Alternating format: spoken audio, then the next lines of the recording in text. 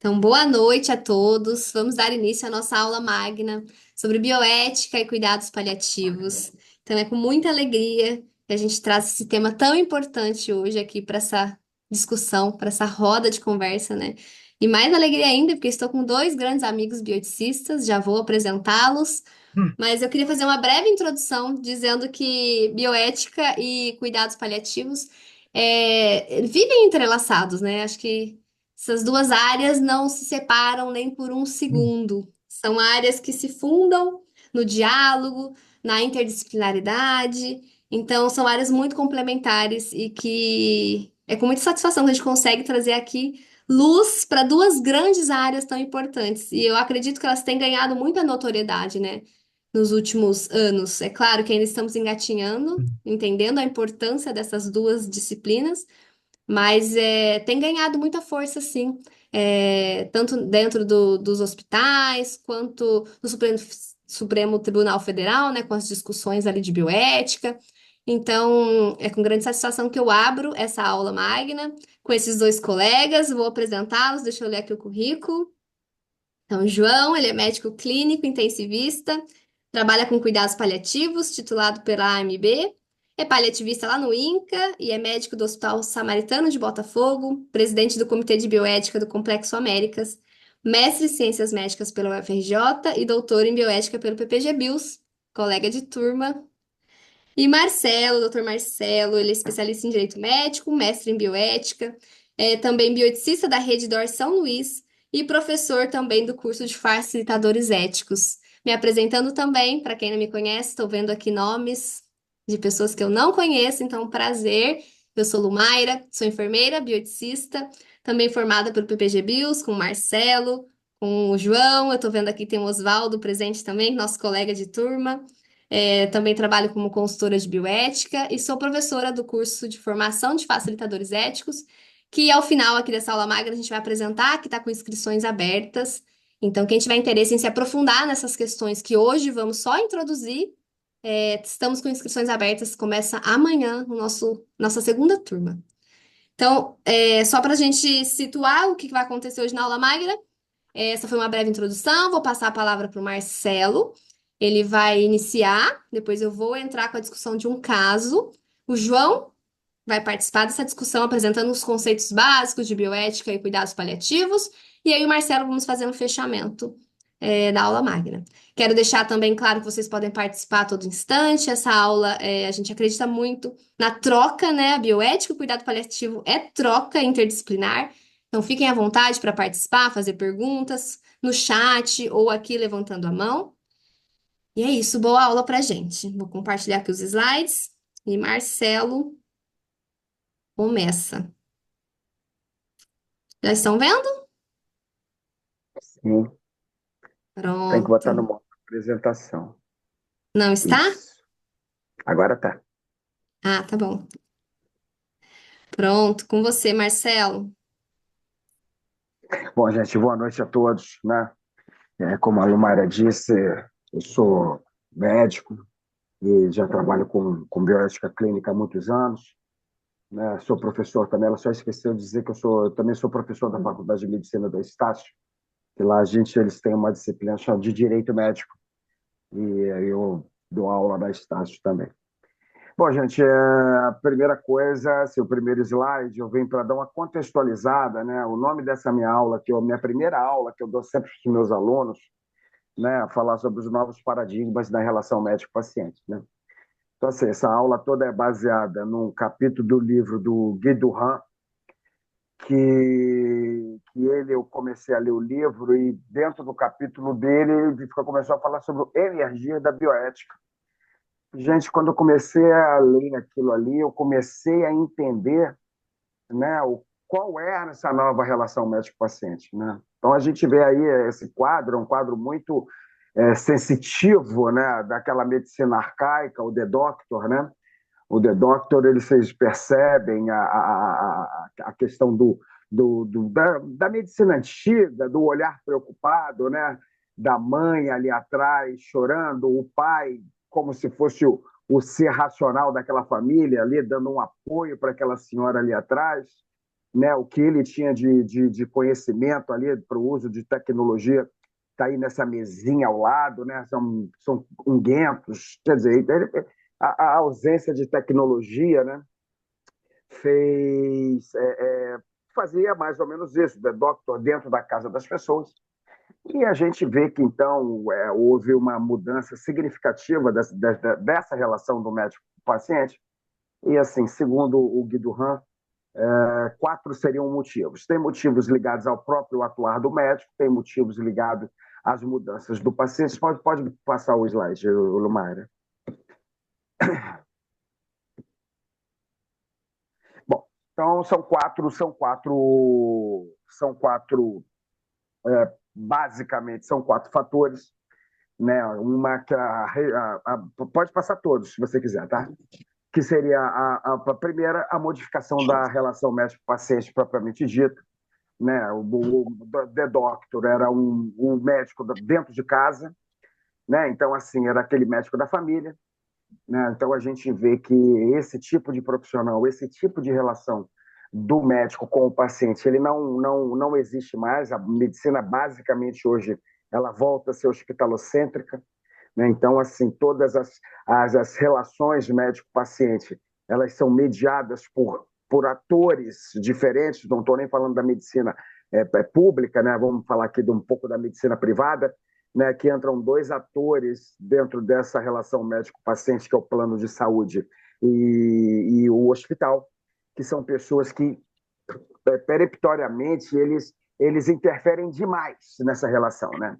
Então, antigamente, era uma medicina quase que artesanal, né? Então, assim, era aquela medicina, o médico atendia e ele era a pessoa que segurava a doença do paciente até a sua cura. Hoje a gente vê que é uma medicina organizacional, né? Então a gente vê esses smart tracks, a gente vê nos hospitais que um médico atende, o outro, se precisar para o repouso, o outro vê os exames, o outro.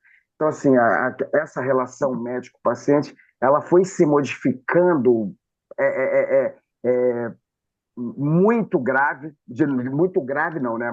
Já foi se modificando de uma forma, né, que essa relação de fidúcia, essa relação de confiança do médico com o paciente, ela hoje realmente está um pouco mais vulnerável do que era no passado, né? E assim, você vê, né, que essa sociedade não é a mesma, o The Doctor não está mais aí, né? Essa mãe já não é mais o pilar emocional da família, esse pai já não é mais o pilar racional da família, né? Então, essa criança estaria monitorizada, essa criança estaria no,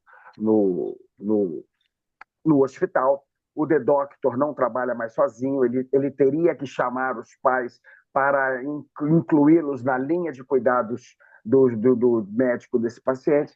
Então, a gente vê que as coisas mudaram bastante nessa relação médico-paciente. Em relação ao paciente, gente, a primeira coisa que a gente percebeu logo depois da Segunda Guerra Mundial foi a emergência dos direitos das pessoas, né? Hoje as pessoas têm muito mais direitos do que tinha no passado, né? Hoje, né, a gente, por exemplo, o princípio da dignidade da pessoa humana, ele explode dentro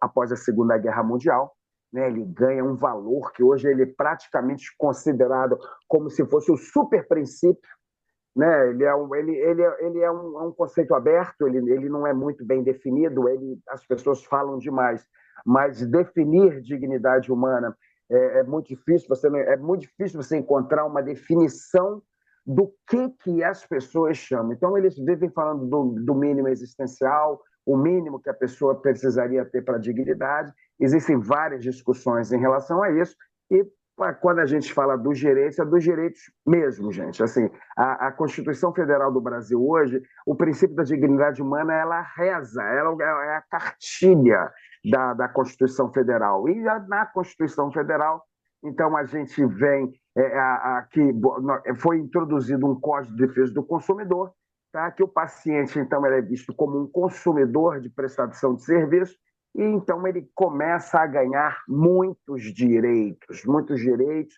As pessoas hoje, antigamente as pessoas não tinham direito a nada, né? E hoje, realmente, as pessoas passam a ter muito mais. O médico se tornou também um refém desses direitos do paciente, né? Então, é a questão do processo que atrapalha muito o juízo clínico do médico no seu processo de tomada de decisão, e ele realmente está um pouco perdido. Bom, gente, a escalada do pluralismo moral, né, hoje é praticamente quem vive sabe, né? Que é quase que proibido proibir, né? Assim, hoje, dentro da ética, praticamente a única verdade que tem é que não pode prejudicar pessoas. Então, as pessoas, através de seus direitos e de suas liberdades, elas ganham, elas são mais viajadas, estudam mais, nós temos tecnologia, e então existe uma questão, eu falo isso para muitos dos meus alunos, né?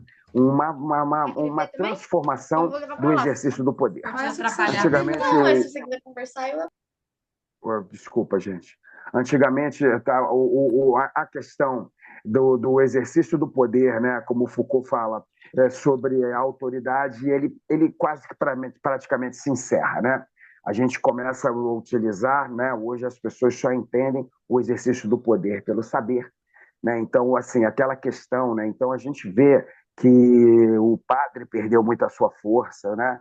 Polícia perdeu muito a sua força enquanto autoridade, juízes, delegados, todo mundo, né? Então, é pai e mãe, né? Então, assim, a gente vê que essa imposição da autoridade, do exercício do poder pela mera autoridade, ela se esvaiu, né? Então, assim, hoje o médico ele tem que se atentar de que o paciente não vai entender mais o que ele fala só porque ele é médico. Né? Então, isso aí pode ter certeza que quando a gente vê esse quadro aí, o The Doctor era quase um semideus, e hoje, né, a gente já não ostenta mais esse poder, né? Então a gente precisa realmente explicar muito bem, a gente precisa conversar muito com o paciente, de uma forma que a gente exerça o poder sobre ele, mas pelo nosso conhecimento e não só mais pela nossa titulação. Então essas frases antigas que eu infelizmente já falei, mas médico novinho, né? Médico novinho sempre faz besteira, né? Olha, o médico aqui sou eu, quem sabe sou eu, a senhora não tem muito a voz de opção. E hoje a gente vê que o princípio da autonomia nos impede de atuar dessa forma. Gente, mas basicamente, né, o que eu vejo, que é a maior zona de conflitos que a gente existe, quando a gente está falando de cuidados paliativos, né, está no desenvolvimento técnico-científico da medicina. Né? Assim, a Lumaira, numa aula, eu aprendi isso contigo, tá, Lumaira? Nós temos esqueci o nome dele, o Merri, Emerson Merri, que ele divide, ele fala que a valise do médico, o médico usa 3 tipos de tecnologia. A tecnologia leve, a tecnologia leve e dura e a tecnologia dura. A tecnologia leve toda a questão do envolvimento, né? São as questões imateriais da relação, né? O olhar empático, a escutativa, o carinho, a compaixão, né? A relação médico-paciente em si, na sua essência. Né? A tecnologia leve e dura é o conhecimento estruturado do médico, né, que ele vai tomar decisões baseadas no que ele aprendeu da física, da fisiologia, da anatomia, da farmacologia. Então, ele, através do seu conhecimento estruturado, ele vai fazer raciocínios clínicos e vai chegar a fazer diagnósticos e propor tratamentos. E a tecnologia dura? A tecnologia dura é todo o demais, né? Então, assim, é o sangue, é o fígado, o soro, o leito de CTI, né? Então, tudo. É o respirador, é o capnógrafo, tudo que a gente pode entender de tecnologia dura, a gente esse arsenal terapêutico através de tratamentos e exames que o médico tem à disposição do seu paciente. E, evidentemente, né, o desenvolvimento técnico-científico, né, ele é absurdo. A cada 10 anos, né, é um estudo que mostra que em 10 anos toda a tecnologia da medicina muda. Então, assim, antigamente, a medicina, o The Doctor chegava, ele não tinha nem monitor, ele estava vendo esse paciente dentro de casa, né? Se o paciente fosse entrar em insuficiência respiratória, era simplesmente aquela coisa de, gente, olha só, ele está entrando em insuficiência respiratória, não tem tratamento, chama o padre para fazer a extrema-unção, porque o paciente vai evoluir para o êxito letal, ele vai morrer. Hoje não, né? Hoje o respirador está ao lado do paciente. Né? Hoje nós temos uma disponibilidade do uso da tecnologia e, assim, o médico, então, ele está na conta dele se ele usa ou não. Então, a gente começou a ter muitos problemas sobre os acessos de tecnologia dura. Nós começamos a ter que a usar, arrumar termos como terapia fútil, né, que eu não, pô, um bom conselho que eu posso dar a todos, nunca usem esse nome, né, assim, que no Brasil o que é a terapia fútil, né, porque é fútil para quem ele é um linguajar que chama para o conflito, né? Então, eu prefiro chamar do tratamento desproporcional, né? Que ele tem o mesmo significado. Então, assim, a tecnologia está ali e todo o conflito que existe, né? Que a gente vê demais nos cuidados paliativos é exatamente a questão da alocação da tecnologia dura ou não, baseado nos critérios científicos. O médico não quer usar tanta tecnologia ou quer usar mais tecnologia, o paciente, através de seus familiares ou até o próprio, né, quer investimento total. Então, assim, o médico, a gente acaba vendo muitos conflitos, né, baseado nas alocações de tecnologia dura.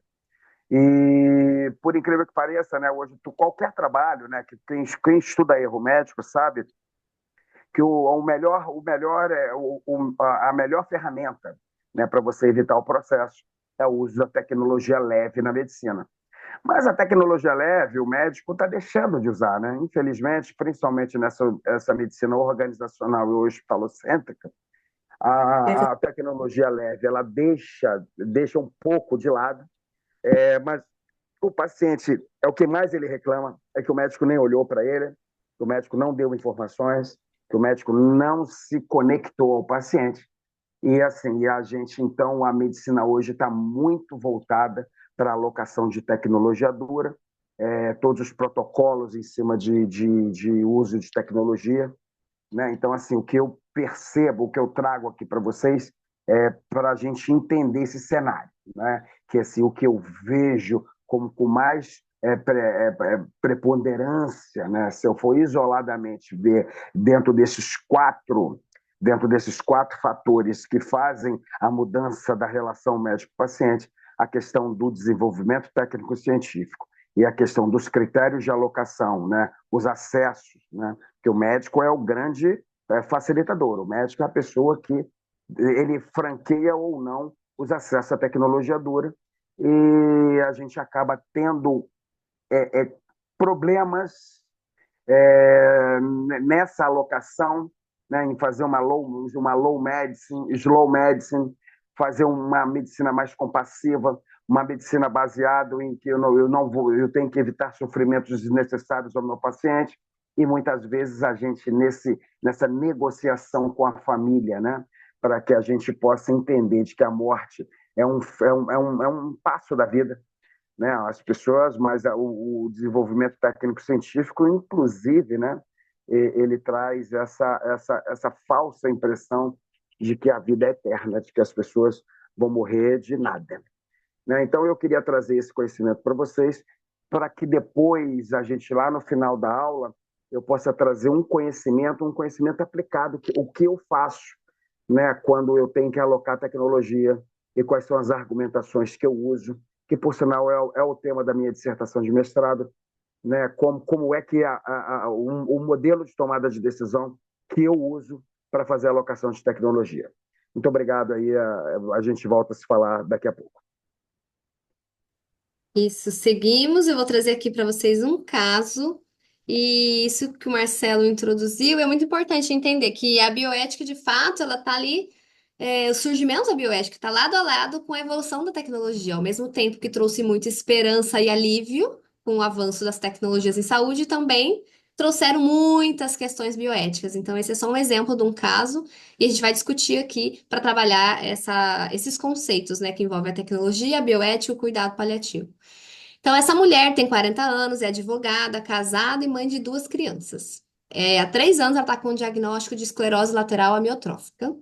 Já está dependente para realizar as tarefas básicas, está em uso de ventilação não invasiva contínua em domicílio. Na última internação, expressou o desejo de morrer. Solicitou acompanhamento da equipe de cuidados paliativos. Foi construído o seu testamento vital. Aí, na madrugada, ela fez uma insuficiência respiratória aguda, foi para a UTI com rebaixamento do nível de consciência. E aí, o plantonista da UTI disse que não estava confortável com a orientação da equipe de cuidados paliativos sobre o testamento vital de não intubação. Então, e aí contataram o marido estava muito emocionado ainda com a situação, né? E autorizou a intubação mesmo ciente da não intubação que a esposa deixou pactuado, né? Com a equipe e com a família. E aí, após a intubação, a paciente morreu após 4 horas, né?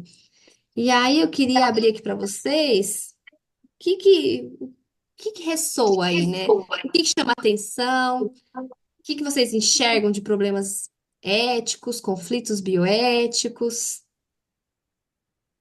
Alguém quer trazer alguma coisa? Oi, boa noite. Oi, boa noite, Luma. O que eu vejo de talvez um conflito bioético que está mais claro é a questão da intubação, sendo que tinha um testamento vital e já estava em acompanhamento com a equipe de cuidados paliativos.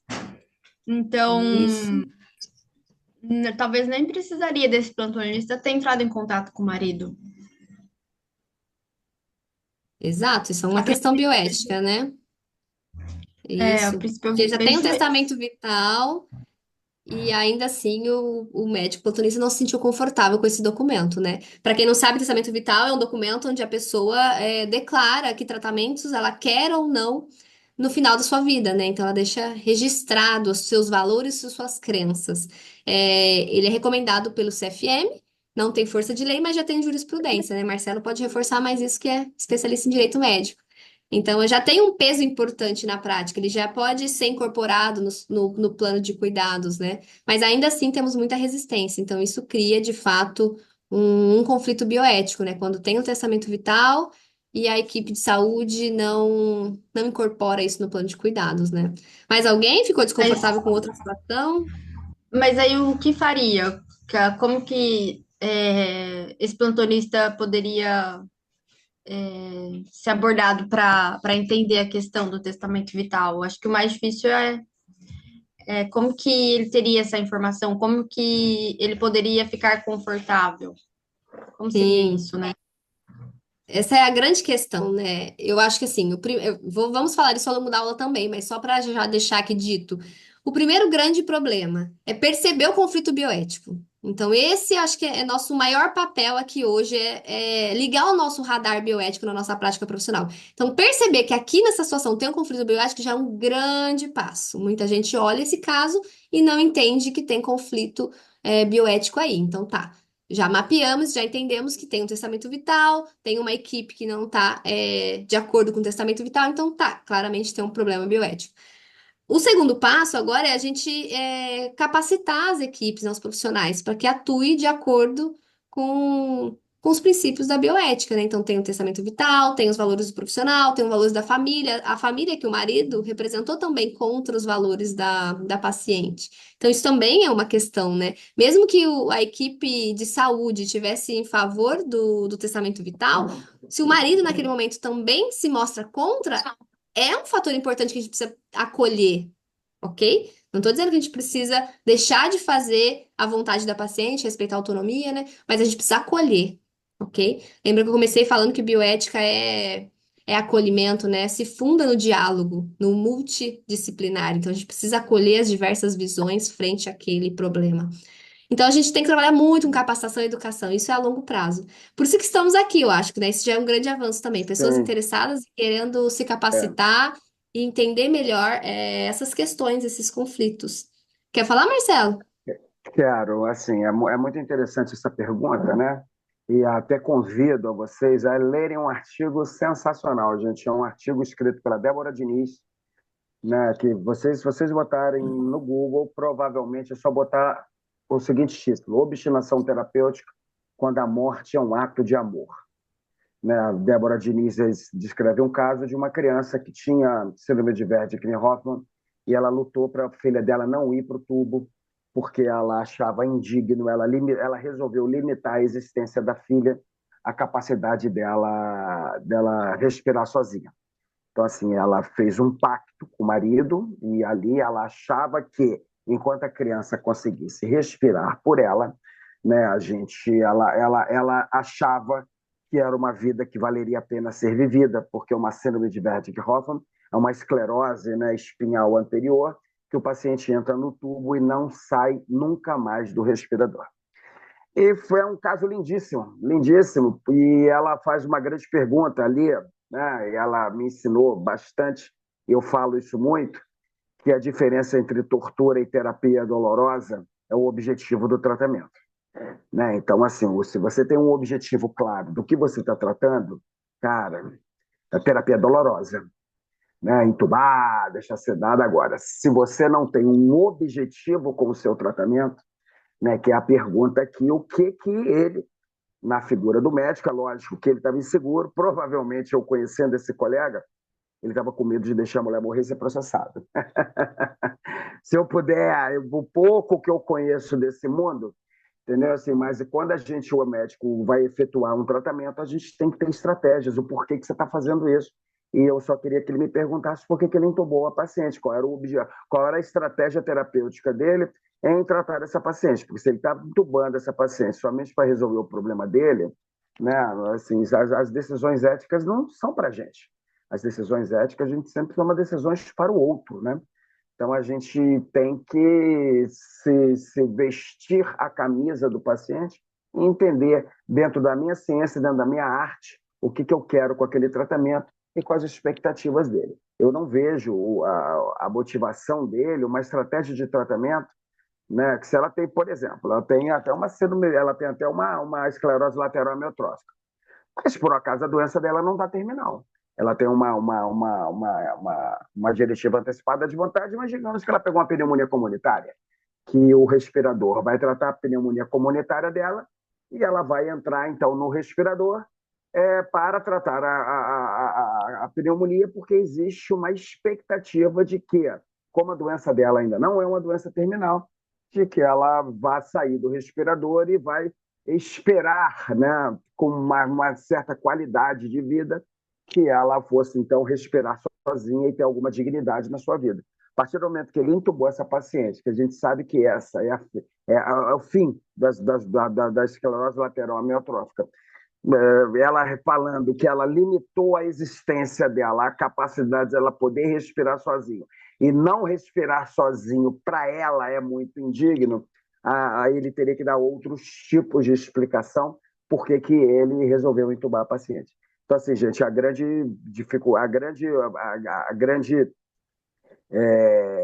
o grande desafio aí é a gente saber argumentar o porquê que você fez determinado tratamento, porque você precisa ter uma justificativa técnica razoável para ele ter feito isso, né? Exato, a gente vai bater na tecla de que bioética lida o tempo todo com incertezas, né? Então a gente precisa encontrar o caminho razoável e prudente. E para isso a gente precisa argumentar moralmente, né?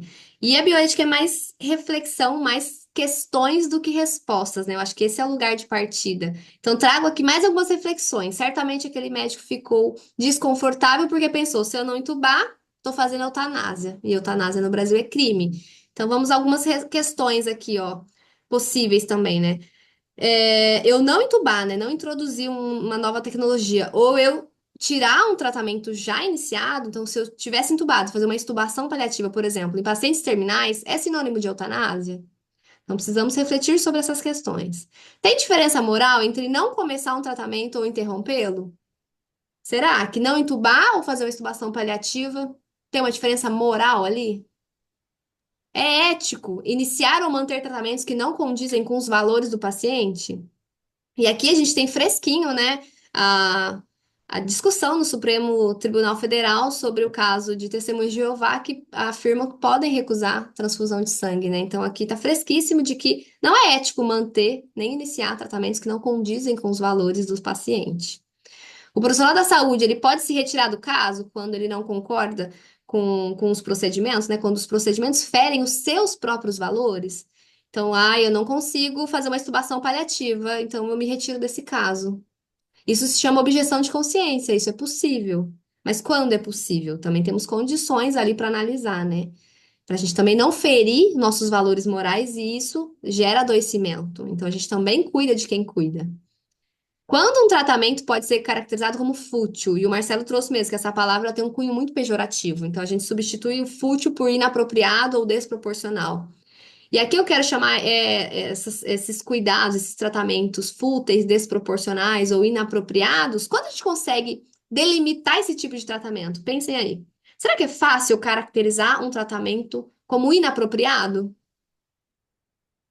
Se a gente está lidando com incertezas, né, com prognósticos incertos, a medicina ela é alta, a gente trabalha com probabilidades, né? A gente não está numa área de exatas, né? Ciências da saúde não é uma ciência exata. A gente trabalha com probabilidades. Como que eu caracterizo um tratamento como inapropriado, desproporcional ou fútil? Então, aqui, só para vocês já ficarem tranquilos, a gente consegue sim delimitar. Quando ele é inapropriado ou obrigatório não tratar, a gente consegue delimitar. E aí que tá, a gente precisa de capacitação para que esse profissional encaixe de fato aquele tratamento como inapropriado, ou desproporcional, ou fútil, e aí sim ele tem força de argumentação para dizer o porquê que não vai entubar. Por exemplo, fazer reanimação cardiopulmonar em paciente com rigor ou mortes, né? Que já tá com sinais de processo de morte ali. É inapropriado, concorda? Prescrever antifúngico em paciente com sepse bacteriana, que não tem indícios de infecção fúngica. É inapropriado. Eu consigo fundamentar o porquê eu não vou iniciar aquele tratamento. Então, essa categoria a gente consegue delimitar muito bem. Eu acho que o maior problema para a bioética, que é aqui que a gente precisa de muito cuidado e reflexão, é quando um tratamento é potencialmente inapropriado. Esse potencialmente inapropriado, uma mesma situação, por exemplo, retirada de sonda nasogástrica em paciente terminal, pode ser muito inapropriado para um caso e apropriado para um outro caso. Entendeu? Então a gente tem que analisar os valores envolvidos. Esse potencialmente inapropriado conversa muito com os valores do paciente, da família, então a gente vai ter que entender a fundo para ver caso a caso. E é aqui que a gente vai dialogar o que que é opcional tratar. Então, quando é obrigatório não tratar, não tem tanta discussão. A gente só vai ter que discutir o não fazer, né? Pactuar isso com a família. Agora, o potencialmente inapropriado é opcional tratar. Então, isso a gente precisa compartilhar, né? Decisão compartilhada. E por fim, a grande pergunta, né? Por que que é tão difícil a gente aceitar a morte, né, como um curso natural, né? Eu acho que vale essa reflexão. E o Marcelo começou falando do avanço tecnológico, né? Por que que a gente tem tanta dificuldade de mostrar que os limites, que o avanço tecnológico tem limite, né? De fato, a gente tem tecnologia infinita para prolongar a vida, infinita. Mas será que isso é o melhor para nossa vida, né? Enquanto biografia, não enquanto vida biológica? Será que a gente quer viver infinito assim? Será que isso vale a pena, né? A troco de quê? Enquanto sofrimento embutido? Então, acho que essas reflexões é só para a gente aquecer o assunto. E agora eu passo a palavra para o Dr. João. Ele vai prosseguir trazendo mais conceitos aqui da bioética e do cuidado paliativo. E aí, fiquem à vontade para levantar questões e participar também aqui com ele. Pode falar, João. Muito obrigado, Omaira, boa noite. Gratidão aí ao convite, a você, ao Marcelo Godoy. É uma honra estar Abraço, aqui com irmão. vocês. É uma honra mesmo. Fiz recentemente, né? Tive a honra de ser aluno de vocês aí no módulo 1, né? Do curso de vocês, facilitadores bioéticos, né? Éticos, e realmente a gente vê mesmo estando militando na bioética, como é importante a gente estar sempre refletindo, e essa introdução de vocês foi espetacular, Marcelo, com aquele quadro, por exemplo, né? Porque só lembrar que os CTIs surgiram na metade do século passado, né? E essa tecnologia veio, né? Cresceu de forma muito grande e a gente não conseguiu acompanhar, do ponto de vista ético, todo esse crescimento moral, como foi bem pontuado por você e pela Lomaira. no dia a dia, né? Várias questões surgiram do uso da tecnologia, né? Levar os pacientes. Por que hoje a gente tem que morrer no CTI, né? Por que que temos que morrer no CTI? Estamos chegando ao final da vida. Porque o final da vida tem que ser num CTI, né? Num local.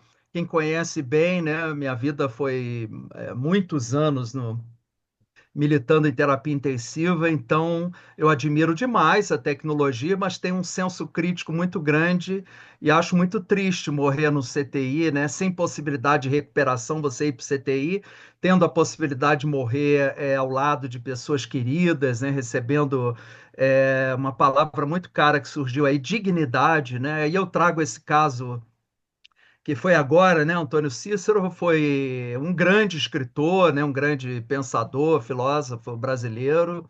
Morreu agora dia 23 de, não tem nem uma semana, né? Na Suíça, por suicídio assistido, né? É uma possibilidade que existe em alguns países do mundo, né? Nos Estados Unidos, em alguns estados, na Suíça, na Bélgica, Holanda, alguns países têm essa possibilidade que você, vendo que você está com uma doença já numa fase avançada, ou vendo que você está perdendo valores importantes, como foi o caso do Antônio Cícero, aqui eu estou colocando, mas sem fazer um juízo de valor, eu estou sendo a favor do Antônio Cícero, não. Sou a favor dos poemas dele, eu gosto muito de poesia.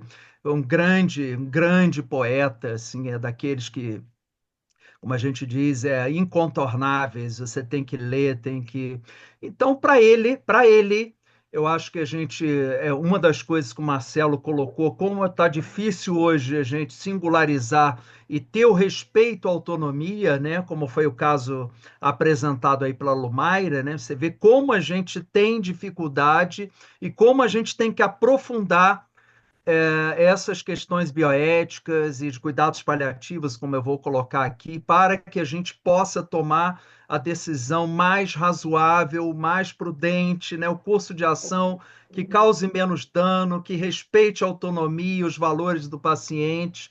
Então, uma das frases um dos trechos da carta que o Antônio Cícero fez no último dia de vida dele foi: espero ter vivido com dignidade e espero morrer com dignidade. Essa frase é uma frase que eu acho muito cara, né? Porque eu acho que a gente, acho que todos aqui, né, desejam viver com muita dignidade, e eu não consigo imaginar que não desejem morrer, né, sem dignidade. Todos desejam morrer, mas a gente não para pensar sobre isso, né? Então, a gente não discute testamento vital, a gente não fala sobre a nossa morte, e um dia ela chegará, né? A solução que eu vejo para isso é a gente viver, né? Viver bem o dia a dia, viver bem o presente. Nós, como pessoas que militam, né, na área de saúde ou próximos ali da área do direito, que a gente possa refletir mais profundamente. A bioética é um caminho fundamental para a gente tomar decisões aí o mais razoáveis possíveis. Então, sem juízo de valor, se o Antônio Cícero está certo ou errado, é uma decisão dele, dentro dos valores dele. Muita gente está dizendo, eu não faria, e eu sou contra que ele tenha feito. Eu acho difícil a gente argumentar na posição do Antônio Cícero, sabe?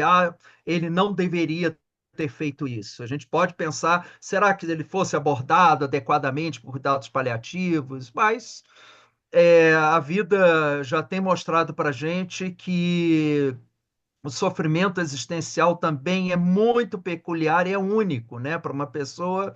A gente teve o cineasta também recentemente, que morreu na Suíça, o Godard, foi um dos maiores cineastas da história, né? Mundial, e ele perdendo funcionalidade, chegando aos 90, 91 anos, ele, sem conseguir mais produzir, escrever, filmar, ele também se viu num limite, assim, onde a vida para ele não valia mais a pena ser vivida. Também buscou esse caminho que o Antônio Cícero buscou. Não estou dizendo que é o melhor caminho, que é um caminho. Eles escolheram e a gente tem que tentar julgar sem juízo de valor, sabe? Eu me lembro na época do doutorado que a gente não podia falar nem a palavra eutanásia, sabe? Não dentro do mundo acadêmico, mas eu participei de uma discussão, por exemplo, no meio de advogados, né, na OAB, e quando eu falei a palavra eutanásia, mas eu não falei a palavra eutanásia, nesse caso tem que fazer eutanásia. Eu só falei, eutanásia precisa ser debatida, cortar o meu microfone, né? Eu estou falando isso de uns 8 anos atrás, 10 anos atrás. Na minha própria tese de doutorado, eu não estou defendendo a eutanásia, mas eu só coloquei que a gente precisa refletir sobre a questão. Se a gente não puder refletir, pessoal, sobre as questões limites da vida e a bioética, né, o início de vida e fim de vida, são questões muito sensíveis. Se formos dogmáticos, a gente não pode falar sobre aborto, porque aborto é uma questão que não tem discussão, a vida é sagrada sempre, nunca vai poder acontecer o aborto, nem nas situações legais, né, anencefalia e outras mais, ou se a gente não pode nem refletir sobre eutanásia, suicídio assistido, é preocupante isso, né? Não significa defender, mas por que essas pessoas tomaram essa decisão é uma coisa que traz profundidade na reflexão, né? Vamos passar o próximo, Lomaira, que a gente vai. Então, o que que importa nas nossas decisões, né? Importa o que que afinal importa, poderia ter um afinal ali, né? Os valores do outro, né? Importam. Só que os valores do outro podem entrar em conflito com os meus valores, como a Lumaira colocou um negócio chamado objeção de consciência. Então, um paciente pede para mim para que ele quer ser submetido à eutanásia, eu posso não concordar com isso, é proibido no Brasil, né? Aqui no Brasil é homicídio, né? Se o médico fizer e eu posso não concordar com isso. Isso acontece, por exemplo, na Bélgica, onde a eutanásia é permitida, legalizada, e médicos lá têm objeção de consciência. Ó, o senhor está me procurando, o senhor se encaixa dentro dos critérios, digamos, o senhor tem um câncer terminal, uma doença que está aí caminhando para os últimos dias ou semanas de vida, se eu quero antecipar isso, dentro da lei aqui do meu país é possível, mas eu não faço isso, eu não concordo com isso. Eu acho que a vida tem que ser levada no tempo, a vida nos é dada. Alguns usam o argumento da sacralidade da vida, né? A vida é sagrada, né? É dada por uma transcendência e por Deus, para as pessoas que seguem uma determinada religião, porque tem religiões que acreditam em mais de um Deus, né? Então você não poderia abrir mão dessa vida de maneira alguma, antecipar a morte ou coisa desse tipo. Então, o que que importa? Os valores do outro, né? Importa respeitar a autonomia do paciente, importa tentar ser o mais beneficente possível, né? Evitar ao máximo causar dano, tentar fazer legitimar aquela palavra inicial que eu falei, dignidade. Pode passar. Então, o certo e o errado, eu queria, assim, como ponto de partida de reflexões em bioética, que a gente não tomasse não tomasse nenhuma posição dogmática. É sempre errado tirar a ventilação mecânica ou extubar um paciente. É sempre errado eu parar a hemodiálise porque o paciente pode morrer antes. Calma.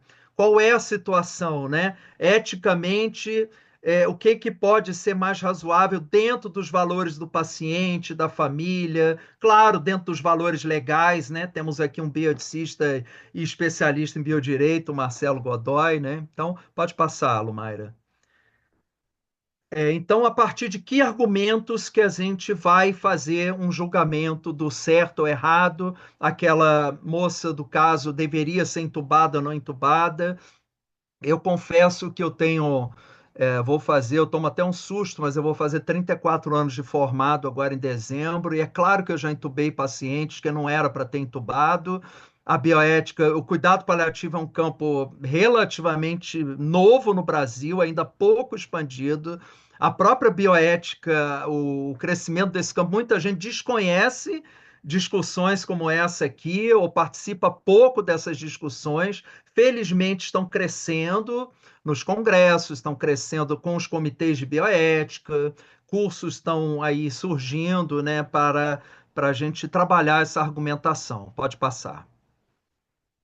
Então, só lembrando, né, a bioética é a vida humana, né, a vida humana e de todos os seres, né? Então, se a gente quiser ter uma visão mais ampla, né, e ethos é costumes, valores, caráter, morada. E morada aqui tem um sentido muito de proteção, né? Então, o ethos de ética aí, né, tem essa relação com valores, mas aqui, por exemplo, na área da saúde, para proteção do paciente também, né? Proteção da vida humana, né? E proteção da vida humana, como a gente vai ver, é legitimar a dignidade, e muitas vezes legitimar a dignidade é não levar um paciente para o CTI, é não entubá-lo, né, quando apropriado isso. Pode passar o próximo. Então, essa ponderação, né, entre um saber técnico, né, que vem avassalador, como o Marcelo colocou, a medicina a cada 10 anos, Marcelo, daqui a pouco, eu acho que a cada 2 anos, né, o conhecimento avança de tal forma. Só que você trouxe uma preocupação, a Lumaira também, eu acho que a gente não pode perder, sem cair no romantismo, um pouco daquela imagem do quadro, sabe? com toda com toda a correria que a vida hoje, né, com a industrialização do cuidado em saúde, vamos falar assim, né, uma verdadeira esteira de produção que você tem que atender centenas de pacientes, dezenas, centenas de pacientes numa semana, num mês, onde vai ser muito difícil, às vezes, olhar esse paciente, perceber os valores da família, mas uma vez que a gente se submeta a um sistema assim muito opressor, que a gente não reflita, não tenha momentos como esse de reflexão, a gente tem uma chance enorme de cometer erros, de cometer tratamentos desproporcionais, cometer distanásia, como a gente vai ver, né, o prolongamento desnecessário do sofrimento, né, adiando a morte de forma absolutamente desnecessária. Então, essa ponderação de todo esse conhecimento com valores, né, é uma questão que a gente tem que trazer muito para o dia a dia. Hoje a gente está passando aqui de uma forma para trazer essa reflexão, mas existem muitas ferramentas, né, que a gente pode trabalhar na bioética para estar fazendo esse julgamento e traçando os caminhos mais razoáveis e prudentes. Pode passar. Então, essa tecnologia toda, Marcelo, eu me questionei muito, de fato, né, como intensivista durante muitos anos, fiquei me perguntando e vendo que muitas vezes o médico nem olhava para o paciente, sabe? Entrava num leito de CTI, só anotava os valores, os parâmetros do monitor, os parâmetros da oximetria, os parâmetros da pressão arterial média, os parâmetros da frequência, se tinha arritmia no monitor ou não. Mas se tinha arritmia no coração do paciente, lá na visão, né? Dentro dos valores dele, vamos criar uma imagem assim, ninguém estava vendo isso, né? E frequentemente não está vendo dentro das UTIs. Não estou satanizando a tecnologia, nem as UTIs. As UTIs salvam muitas pessoas, mas é exatamente o ponto entre o que deve ser feito e a partir de um determinado ponto estamos entrando em tratamentos desproporcionais ou futilidade terapêutica. Eu gostei muito da ideia, né, de usar tratamento desproporcional em vez de futilidade. Futilidade na língua portuguesa dá uma ideia muito ruim, né? Um termo muito negativo, embora o tratamento desproporcional seja uma coisa que não é beneficente para o paciente. Então, esses limites precisam ser muito refletidos. Pode passá-lo, Mayra. Eu trago brevemente, não é uma aula de cuidados paliativos, mas engloba cuidados paliativos, só para lembrar para vocês, porque dentro do próprio conceito, essa é uma das últimas definições da Organização Mundial de Saúde, 2017, ela é atualizada a cada 2, 3, 4 anos. Cuidado paliativo é uma abordagem que melhora a qualidade de vida de pacientes adultos ou crianças e suas famílias que enfrentam problemas associados a doenças que ameaçam a vida. Previne e alivia o sofrimento por meio da identificação precoce, avaliação correta, tratamento da dor e de outros problemas, sejam físicos, psicossociais ou espirituais. Muito boa definição, mas já imaginem a dificuldade, né, de qualificar qualidade de vida para um determinado paciente, tratar também da família que adoece junto com esse paciente e tratar sofrimento que não é só físico, é psicossocial, é espiritual, é existencial.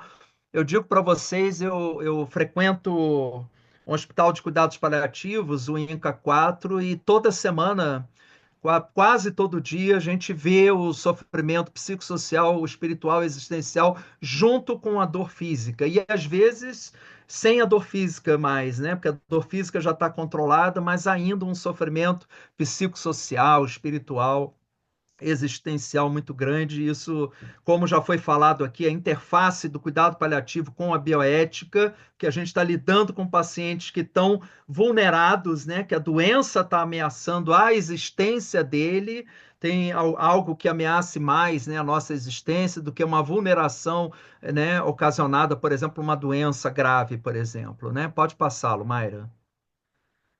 Então, só para mostrar, né, alguns pilares básicos, né, do lado, são 4 pilares fundamentais, né? A gente controlar sintomas, mas a gente já viu que controlar sintomas não é só controlar dor física, né? Ou náuseas e vômitos, ou falta de ar, a dispneia, é uma coisa muito mais ampla. Comunicação, apoio à família e equipe multidisciplinar. E aqui comunicação entra como uma questão assim, um esteio fundamental, talvez aquele quadro inicial, The Doctor, que o Marcelo mostrou, como ali, como está faltando aquilo, sabe? A gente observar o paciente, a gente se comunicar com a família, né? E entender todas as questões ali envolvidas. Pode passar.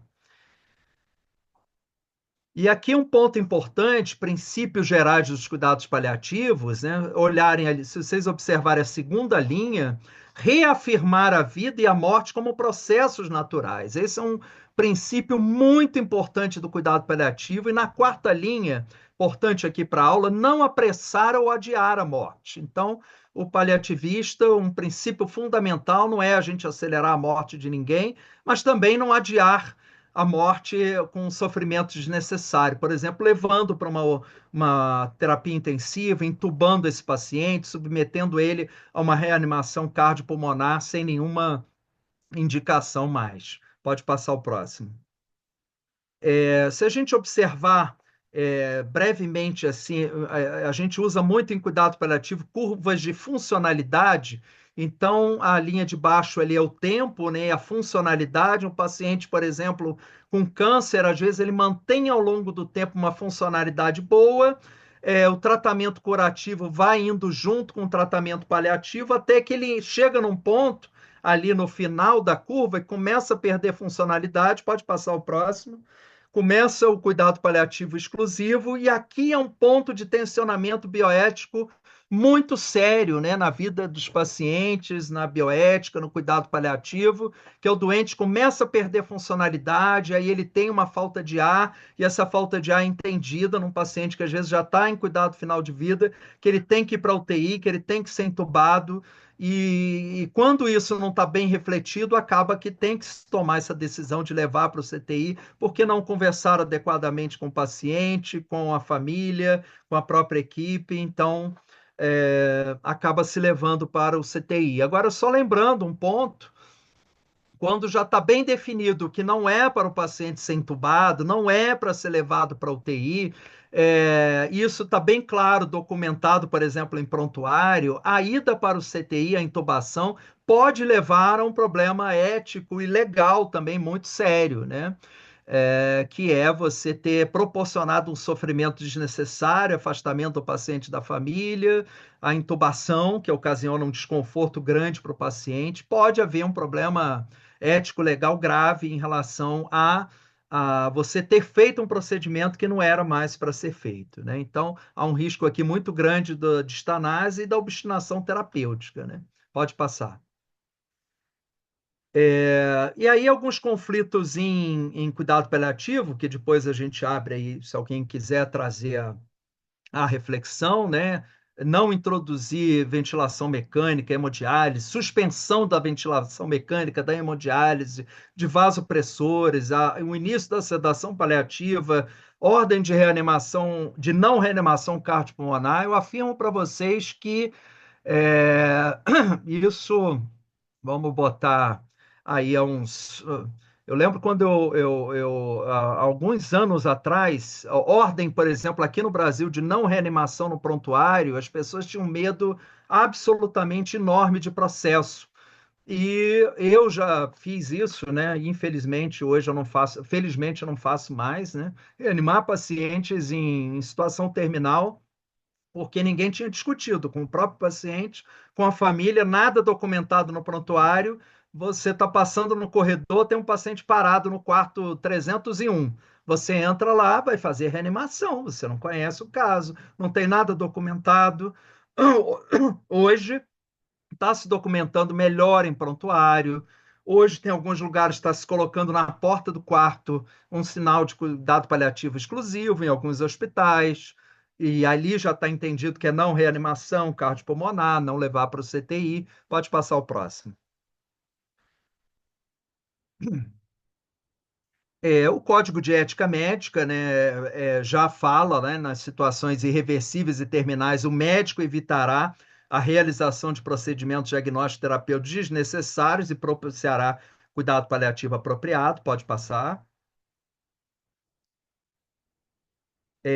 E também, né, nos casos de doença incurável e terminal, o cuidado paliativo sem empreender ações diagnósticas ou terapêuticas inúteis ou obstinadas. Então, o médico tem tanto medo de processo, é, ele está amparado hoje pelo Código de Ética Médica, pelas resoluções do Conselho Federal de Medicina, e alguns dizem, né, mas isso não tem força de lei. Tem força de lei, sim. É só conversar com os juízes, né? O Marcelo depois pode colocar isso. Tem força de lei, sim. Não vai ter nunca na Constituição lá escrito o que você vai fazer com o seu paciente, mas um princípio da Constituição fundamental que o Marcelo falou é a dignidade. Então, dignidade está permeando tudo isso aqui. Pode passá-lo, Mayra.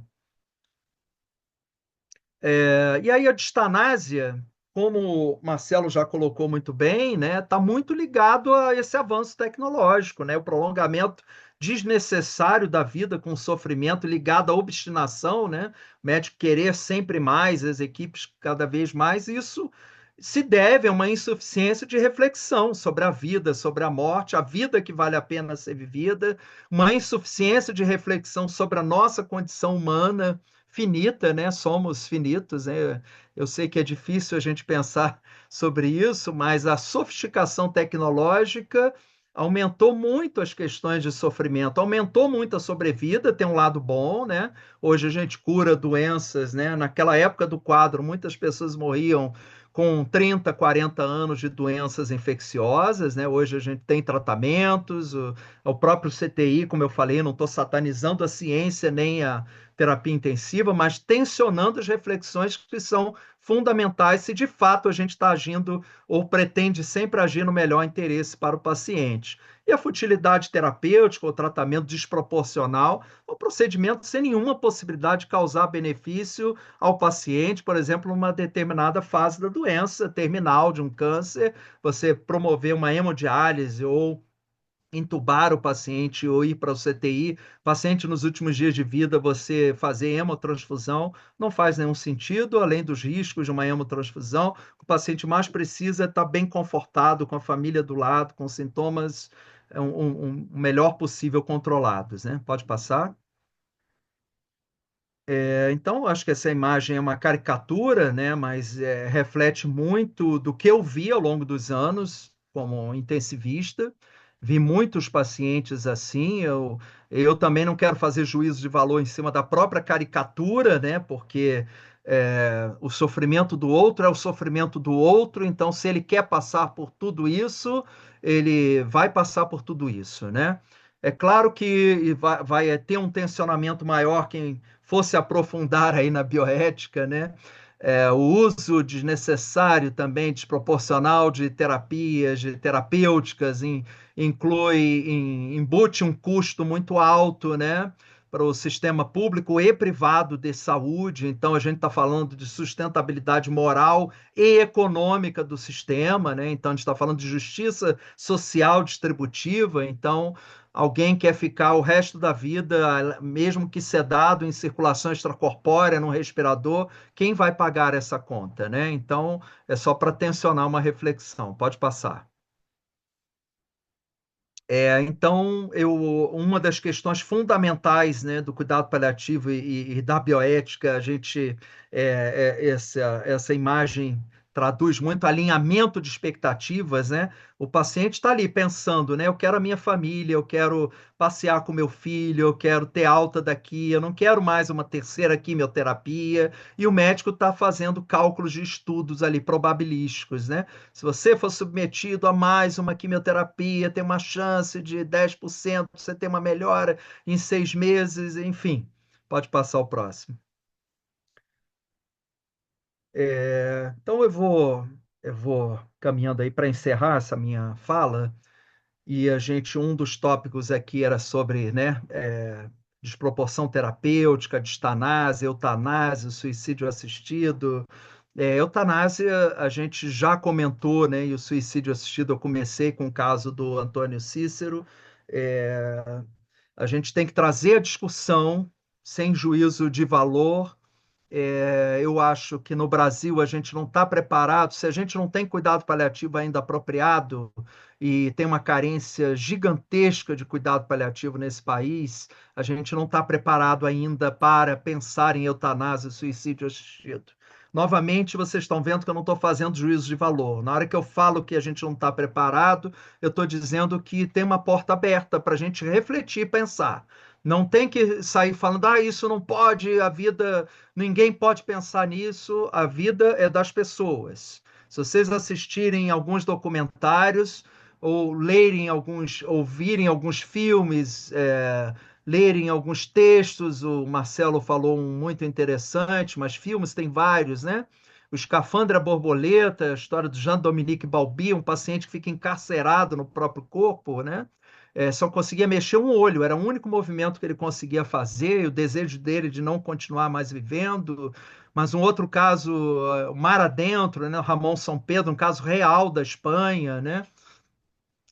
E se vocês assistiram um documentário que eu acho que está aberto aí no YouTube, How to Die in Oregon, Como Morrer em Oregon, casos de suicídio assistido em Oregon.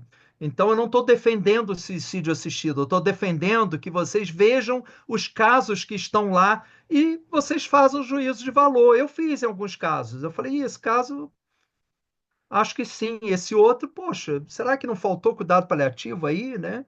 Então, é interessante para a gente tensionar as reflexões, né? Pode passá-lo, Mayra?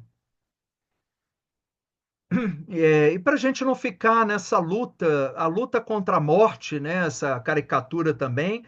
Na luta contra a morte, a gente acaba deixando de refletir sobre a vida, né? E deixando de refletir sobre a vida, essa luta a gente acaba, por exemplo, no ecossistema das terapias intensivas, que é um local muito tenso, né, em relação à bioética e os limites terapêuticos, a gente acaba nessa luta contra a morte, esquecendo de olhar para uma questão fundamental, que é a dignidade, os valores do paciente, o respeito à autonomia. Pode passar? E é isso, pessoal. Eu acho que, voltando quase um pouco ao quadro do Marcelo, né? Mas eu acho que essa imagem, eu não quero trazer nenhuma imagem pessoal do cuidado paliativo, e eu me incluo, acha que fotos de mão, né, dada com o paciente é mimimi. Eu não acho que é nada de mimimi. Né? Eu acho que a gente precisa tocar nos valores do paciente. Às vezes é tocando na mão, sim, né? Tocando na mão, encostando no paciente, sim, se isso cabe naquele momento e escutar os valores, tem um simbólico enorme, os valores, a autonomia, o que é importante para ele, para que a gente possa refletir aí os melhores cursos de ação. É isso. Marcelo, passo a palavra para você continuar. Se alguém tiver alguma pergunta, alguma dúvida, pode levantar a mão, mandar aqui no chat. Pode seguir, Marcelo. Você tá mudo.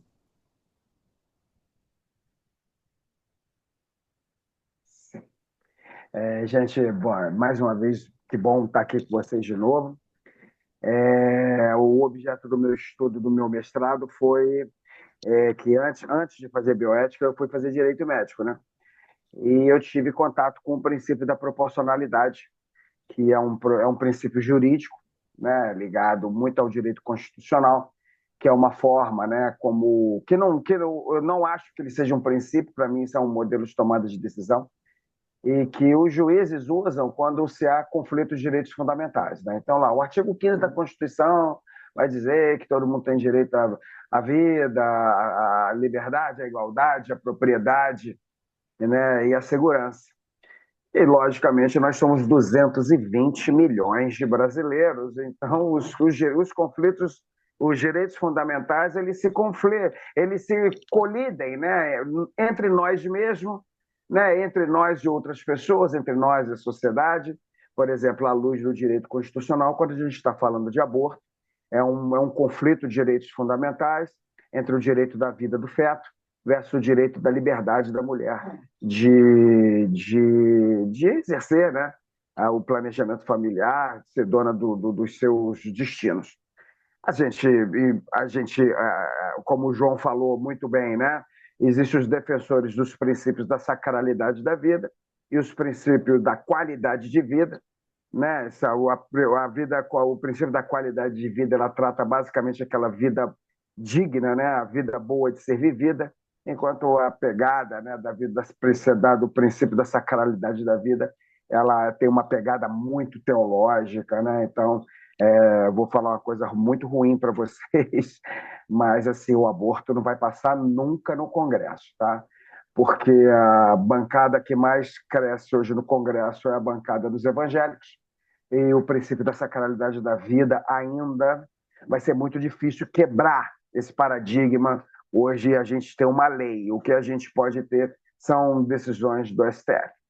Então, gente, eu peguei esse princípio da proporcionalidade, achei interessante, porque como eu também trabalho, como eu falei para vocês, como eu também trabalho com processos, né, o conflito não judicializado, eu cheguei à conclusão de que se eu usasse uma base cognitiva que o juiz entendesse, né, eu conseguiria me comunicar melhor do que ele, né, porque ele não estuda bioética, mas ele estuda o princípio da proporcionalidade.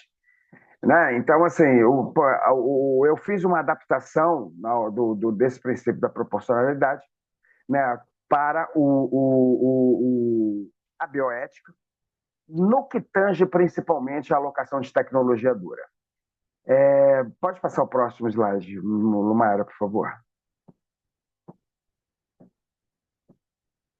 Então, por exemplo, no trabalho original, né, que é do Alexi, né, ele coloca lá o meio, qual é o direito que eu quero garantir, qual é o direito que eu vou restringir.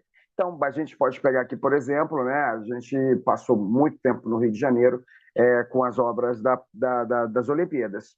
Então, assim, a gente tinha lá, né, a desapropriação para você fazer construções. O direito fundamental das pessoas está em colisão, né? As pessoas têm direito à propriedade, as pessoas têm direito à liberdade de morar onde querem, né? Assim, a gente tem, mas em compensação, tem uma outra gama de pessoas que têm direito, por exemplo, a ter uma vida melhor, uma vida de mobilidade, com uma vida mais digna, com uma ponte, a qual ele economiza tempo para chegar em casa. Então, a gente tem todos esses conflitos fundamentais e que o juiz vai ter que dizer se pode desapropriar ou não. Então, assim, por exemplo, nesse caso, o princípio da beneficência, aliás, o princípio da autonomia, ele é um princípio muito vazio, porque um quer uma vida boa, o outro não quer sair de casa, como é que eu vou respeitar o princípio da beneficência? Então, assim, eles têm uma pegada muito grande, né, esse modelo de avaliação de tomada de decisão, mas é quase que um cálculo utilitarista entre benefício e malefício. Né? Então, assim, quando a gente está em colisão entre o princípio da beneficência e o princípio da não maleficência, né, eu penso muito nesse modelo de tomada de decisão. Assim, aqui, lógico, que eu vou pensar na autonomia, que eu vou pensar no princípio da justiça. Ele traz uma grande importância, né, nas discussões das decisões, dos cursos de ação tomada, mas se eu, internamente, estou em dúvida entre alocar a fazer uma medicina hipocrática tradicional, onde eu só quero falar de benefício e malefício, esse aqui é o modelo de tomada de decisão que eu uso. Então, esse modelo é um princípio que tem 3 subprincípios. Então, a primeira dela é você escolher qual é a tecnologia dura que você está querendo discutir e fazer uma análise dessa tecnologia dura com o benefício que você espera alcançar. Pode passar o slide. Lumaira, pode passar tudo logo. Então, assim, tá aí. Deixa aí. Não, pode faltar tudo, então. Já foi, já vai. Então, voltou, exatamente. Então, essa relação entre o que é que eles chamam de proporcional. O que uma pessoa vai dizer que a sua decisão ela é proporcional? Bom, se ela, por um acaso, a tecnologia dura existe quando você tem que fazer uma relação no nível do benefício a ser alcançado, que é chamado subprincípio da adequação. Quando você vai pegar essa tecnologia e vai fazer uma análise dela enquanto o malefício a ser tolerado, né, a gente vai ter que responder às questões ligadas ao princípio da necessidade. E quando a gente, após responder sim, a gente precisa responder sim à adequação, sim à necessidade, então a gente vai fazer uma relação entre o malefício e o benefício, que então a gente estará mediante ao subprincípio da proporcionalidade em estrito senso. Se eu responder, se a minha decisão ela é adequada, necessária e proporcional, eu posso dizer para você que eu tenho bons argumentos para fazer ou não fazer alguma coisa.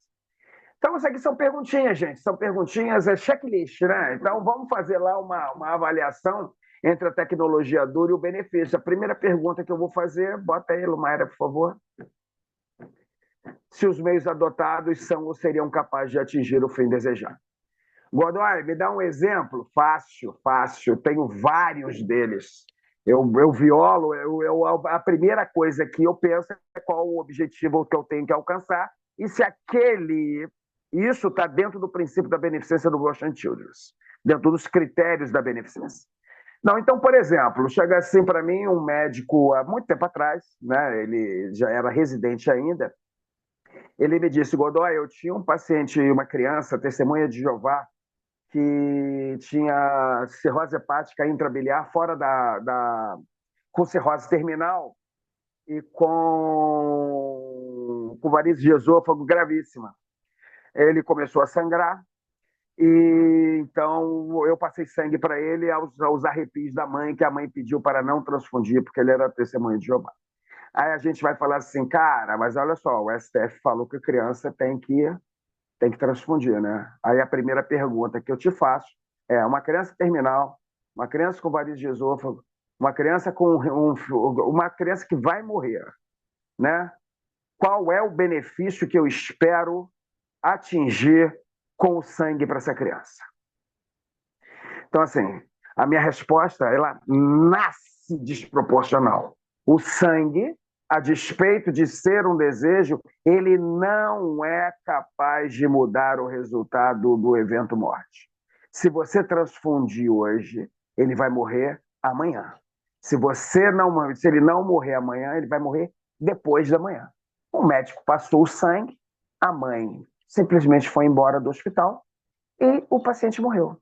Assim, se eu falar assim, eu falei assim, meu amigo, se você quis tomar uma decisão péssima, você está de parabéns. Você está com louvor. Por quê? Porque a sua decisão, ela nasce desproporcional. Porque o sangue não seria capaz de atingir o benefício que você achou que ele teria. Então, simples assim. Temos um outro colega, né, jovem, com uma doença pulmonar obstrutiva crônica de criança, que fez uma sepse pulmonar grave, e o pneumologista dele, o pulmão dele parou, o pneumologista dele colocou ele em ECMO. E a argumentação do pneumologista dele foi que ele era um paciente jovem e, na época, ele era delegado de polícia. Então, assim, quando as pessoas me perguntaram o que eu achava, é simples, gente. Falei assim, o que ele esperava com a ECMO? Qual era o objetivo que ele tinha? Ele achou que ele ia salvar esse paciente? Não. Esse paciente, o pulmão dele parou, ele não ia voltar. Então, assim, você não é obrigado a agir beneficentemente se a sua ação é inadequada para atingir o benefício alcançado. Então, beleza, mas aqui é fácil a gente responder sim, né? Aí agora, né, a gente vai fazer um outro cálculo utilitarista em relação ao malefício. Vamos lá, Lumaira. Aqui são 3 perguntinhas, muito boas, né? Se a medida do direito é realmente indispensável, eu realmente preciso construir essa ponte? Eu realmente preciso fazer isso? Uma vez me ligaram do Hospital de Cardiologia de Laranjeiras, que tinha uma senhora com uma insuficiência cardíaca terminal, fora da fila de transplante, que pediu para morrer em casa. Né? Então, assim, a gente chegou à conclusão de que ela achava que era digno, a alta hospitalar, que era o meio que a gente estava discutindo, né? Ela seria capaz de atingir o benefício alcançado, que ela, então, se ela achava que aquilo ali era digno e ela queria morrer em casa com os pacientes dela, entendeu? Com os parentes dela. Então, a primeira pergunta eu já respondi sim, a alta hospitalar, ela é capaz de atingir o benefício. Mas vamos ver lá se eu preciso fazer isso mesmo? Aí foi o que eu falei. Vocês têm certeza que ela está a medida restritiva é realmente indispensável? Aí eu falei assim, vamos fazer um round para saber se ela realmente está fora da fila de transplante? Vamos rever os exames dela? Vamos ver se o nosso diagnóstico está correto? Né? Assim, se haveria outra medida capaz de atingir o fim desejado sem tantos efeitos negativos? Ou seja, eu tô procurando causar o menor dano possível, porque o princípio da não maleficência não é produzir danos, não é somente produzir danos de forma desnecessária. Eu preciso também, desculpa, gente, procurar o curso de ação onde eu causo o menor dano possível. Então, por exemplo, a gente está na frente de uma pessoa que tem HIV positivo e ela não quer que conte para o companheiro. E a gente sabe que isso aí é uma realidade, a gente precisa fazer isso, ou que nasceu uma criança em período expulsivo com a mãe HIV positivo, o pai vem visitar, a criança não está fazendo uma amamentação, né? Não está amamentando e está lá tomando o AZT lá e ele quer saber do filho dele. Então a gente vai ter que fazer a revelação, né? E a mãe, às vezes, pode chegar e falar que não quer que conte para o pai. Então, assim, a gente vai causar um dano a ela, mas eu preciso ir buscar o menor dano possível. Como eu faço isso? Olha, senhora, eu vou ter que contar como é que a senhora quer que eu faça isso. A senhora quer que eu contar, eu quer que eu conte, quer que eu chame a família dele, quer que eu chame o padre. Como é que a senhora quer, como é que a senhora pensa que esse mal foi o menor possível?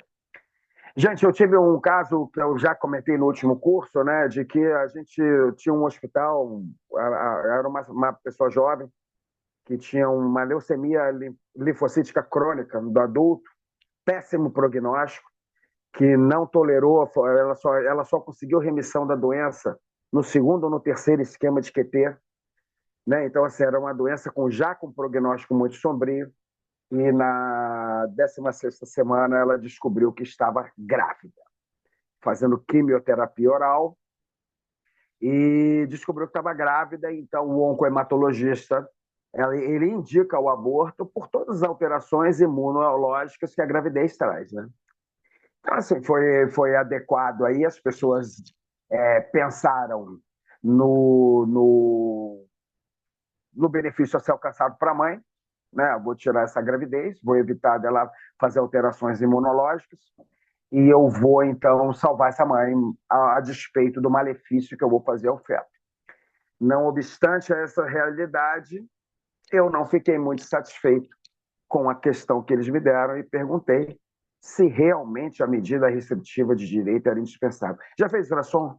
Essa criança tem algum problema? Entendeu? A gente tem como atingir, não fazer neste momento o aborto e esperar. Assim, eu precisava de informações. Existe algum exame que a gente possa fazer toda semana que, se der alguma alteração, a gente diz que a doença realmente avançou e a gente interromper naquele momento? Entendeu? Então, assim, essas respostas a gente não tinha, e eu pedi, então, a única coisa que eu pedi foi uma reunião de equipe. Por quê? Porque eu precisava responder o critério da necessidade. O critério da adequação, eu não tinha a menor dúvida, mas eu não consegui. Para eu falar que ela poderia fazer o aborto, né, que o aborto estaria indicado, eu teria que dar a resposta sim à adequação, à necessidade e à proporcionalidade em estrito senso. Então, eu tenho que responder aos três. Pode passar o último slide, Lumara, a última. Então, assim, gente, e ao final, se eu respondo sim à necessidade, eu vou fazer um cálculo entre o malefício e o benefício. Né? Os benefícios acarretados pelo ato precisam superar as desvantagens. Então, eu de boa, gente, eu não vou fazer uma mãe fazer um aborto sem saber qual é o prognóstico do câncer dela. Porque se mal indicado, é muito provável que eu perca uma criança e que eu perca uma mãe. Entendeu? Então, assim, mas para isso nós precisamos orbitar os fatos. Né? Então, quando a gente, se você consegue responder sim à adequação, à necessidade e à proporcionalidade, onde, lógico, que o benefício a ser alcançado precisa ser superior ao malefício. Por exemplo, o juiz pode determinar uma desapropriação porque ele vai ajudar a 200 mil pessoas em detrimento de 50 famílias. Mas, em compensação, se fosse para ajudar 3 pessoas, essa relação do benefício esperado versus o malefício que eu vou causar a 50 famílias, ele supere muito.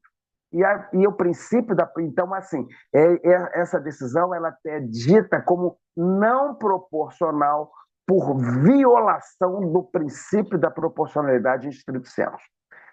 Gente, eu poderia dar milhões de exemplos, isso aí eu penso diariamente na minha vida, esse é, como eu falei para vocês, o objeto da minha tese, eu deixo o objeto da minha dissertação, eu deixo aqui com vocês, eu penso nisso, né? Eu acho muito legal quando eu uso, vou botar, vou entubar ou não vou entubar? O que você quer? O que o nosso amigo queria quando foi entubar o caso real, Mayra? Entendeu? Assim, ele não me mostra a questão da adequação. Acho que a ação dele é inadequada. Ele não tinha perspectiva, ele não tinha um benefício a ser alcançado. Se ele não tem benefício, filha, acabou. Entendeu? Eu não preciso nem. A inflação ponderativa, né? A gente, eu sempre penso em todos, mas se eu já respondi não à adequação, eu não fico queimando ATP cerebral, tentando respondendo o princípio, o malefício, a necessidade e a proporcionalidade de estrito senso. Eu simplesmente digo não adianta. O que você espera com a hemodiálise? Godoy, a hemodiálise vai dar um conforto melhor ao paciente e ele vai ter uma morte mais digna? Ok, tá tudo certo. Agora, vou fazer hemodiálise porque a família quer, apesar dele já estar na goela do corvo, entendeu? O paciente está morrendo, mas eu vou fazer porque a família quer, porque eu preciso fazer esgotamento das técnicas e dos recursos, porque eu não quero ser processado. Aí, filho, a gente não está falando de bioética. Aí você pode botar, só não me chame, não me conte, porque eu não tenho como te ajudar na sua fundamentação. Então, gente, mais uma vez eu queria agradecer aí a vocês e se eu puder dar uma dica para vocês, anotem essas perguntinhas aí e pensem nisso, porque isso ajuda bastante, porque se você conseguir responder essas perguntas, vocês estão liberados para usar a tecnologia que vocês quiserem. Obrigado. Obrigada, Marcelo. Se tiverem alguma pergunta, fiquem à vontade. A gente está caminhando para o fim. Eu só vou fazer um fechamento aqui com os destaques das falas do Dr. João, Dr. Marcelo. Vocês viram que diante dessas situações, é claro que a gente se sente inseguro, né? Acredito que muitos aqui se sentem inseguros, porque mexe com o valor, né? Com os nossos valores do paciente, valores que entram em contradição. Então, a gente fica seguro diante de várias situações e aí a gente precisa tomar decisões, né?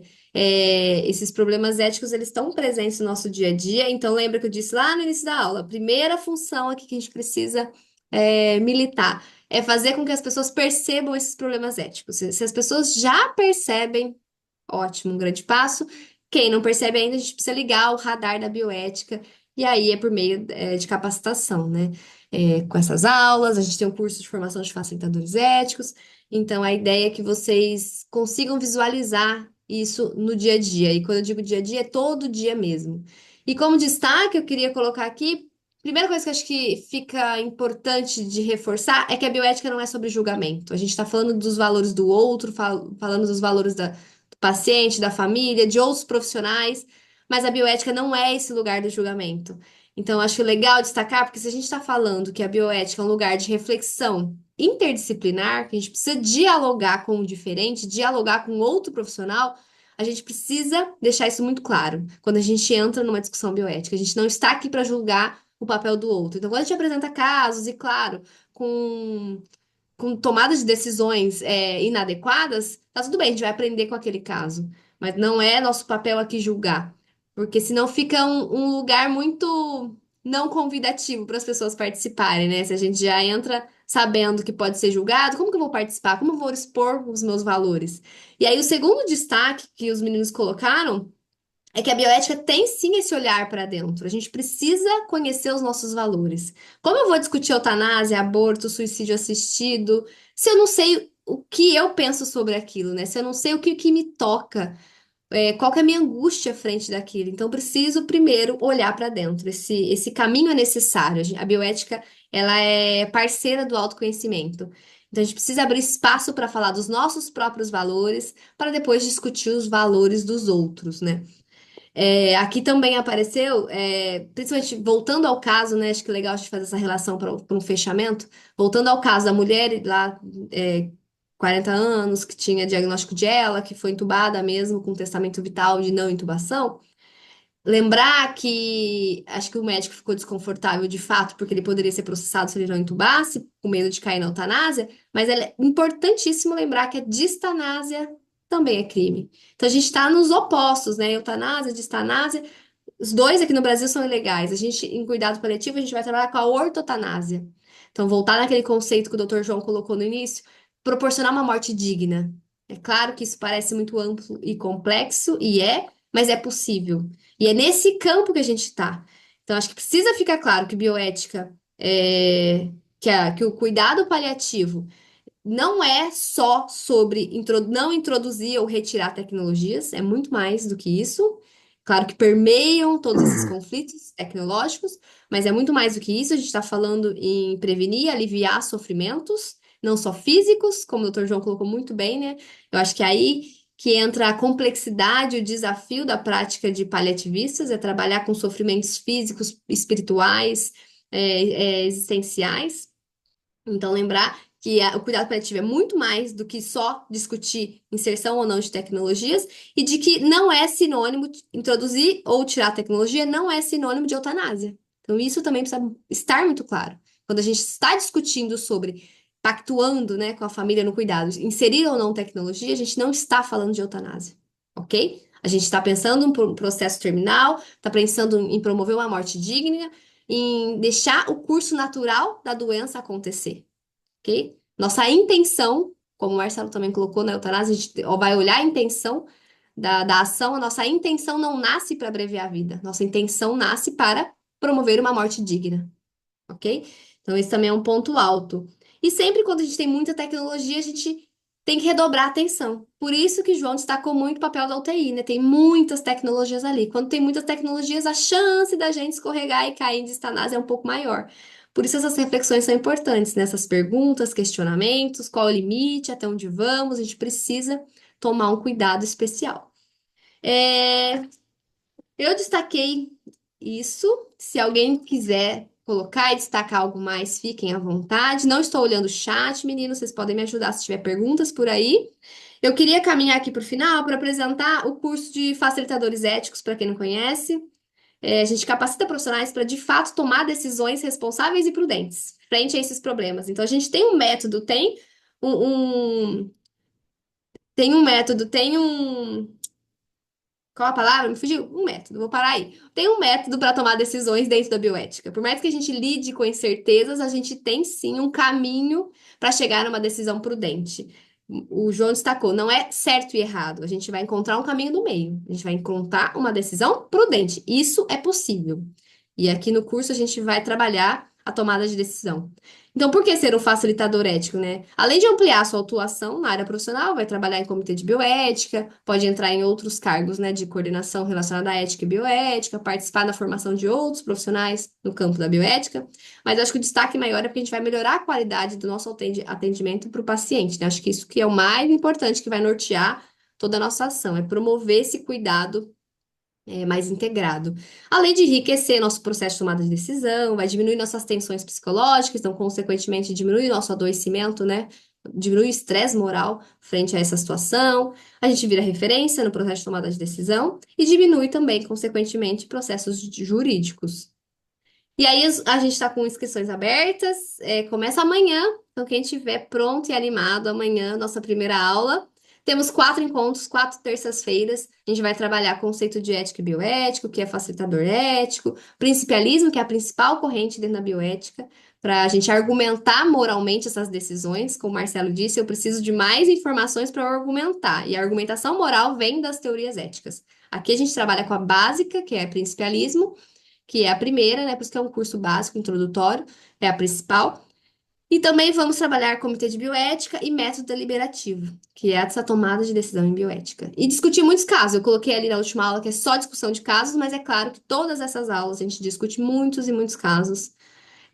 As aulas são gravadas, quem não puder estar ao vivo recebe o link depois. Tem aula bônus, além dessas 4 aulas. O professor Marcelo Godoy, que está aqui, é o professor convidado e participa dos 4 encontros. A gente tem material de referência, a gente tem um grupo de Zap que continua toda a troca sobre deliberação e casos difíceis do dia a dia. Tem certificado. O curso está 550, mas como começa amanhã, fiz uma promoção especial. Se pagar agora no Pix, tem 10%, então paga 450. É só fazer o Pix. E é isso. Então, quem está pronto para tomar, né, ser referência na tomada de decisão? Fica esse convite, essa aula magna é só para vocês terem um gostinho do que é esse mundo da bioética, né? E o cuidado paliativo é um parceiro enorme da bioética. Fica o convite para quem se sentiu preparado e pronto para começar o curso amanhã. Esse é o último curso do ano. O ano que vem a gente não tem as datas. Então, quem tiver animado ainda nesse final de ano para continuar estudando e aprofundando nessas questões, fica aqui o convite. Aqui estão as referências que usamos, né? Compartilhamos dessas referências. Tem um livro maravilhoso que eu queria indicar, ainda dá tempo. Não é merchandise, mas olha, maravilhoso, Bioética e Cuidado Paliativos, da Luciana Dadalto, da Úrsula. Vale muito a pena. Tem aqui nas nossas referências, textos, tem casos comentados. Também queria indicar, lembrando agora as indicações, bioética, vocês viram todo tempo falando de diálogo, de comunicação, né? Equipe multi. Curso de comunicação, Dr. Bruno, os meninos também conhecem, Dr. Bruno tem um curso maravilhoso de comunicação empática. A gente precisa valorizar mais essas habilidades, né? A gente precisa se capacitar. A gente acha que sabe comunicar, mas não sabe. Então, também se munir dessas ferramentas que vai auxiliar nessa jornada da bioética. E muito obrigada. Abro aqui para perguntas, dúvidas, sugestões. Gratidão aí, Lumaira, Marcelo, pelo convite de estar junto com vocês aí hoje. Acho que a gente trouxe reflexões aí muito densas, né? Mas muito legais. É sempre bom estar participando dessas discussões e eu afirmo a vocês que eu precisei mergulhar na bioética e no cuidado paliativo para entender melhor o meu trabalho que eu estava fazendo, né, como intensivista. Acabou que eu estou agora virando mais paliativista e cada vez menos intensivista. Cada vez eu entubo menos paciente. Não por. É porque eu não estou mais, eu estou cada vez menos dentro de CTI. Tanto que mudei minha matrícula, né, no Ministério da Saúde do INTO, que eu fazia CTI, no Instituto de Traumatortopedia, para o cuidado paliativo exclusivo lá no INCA 4, né? Então, fui estudar bioética, cuidado paliativo e tive, assim, eu sou suspeito porque eu fiz o curso e já com uma formação que eu tenho densa, mas eu acho que o Lalomar e o Marcelo trazem de uma forma que te faz entender, porque assim, você faz um mestrado, um doutorado, uma pós, os professores são maravilhosos, né? Mas é um mundo de teoria e assim, a gente precisa ter algumas coisas práticas, sabe? Eu acho que o curso deles, eu fiz agora recentemente esse módulo 1, E eu acho espetacular, porque traz essas ferramentas da bioética, como a gente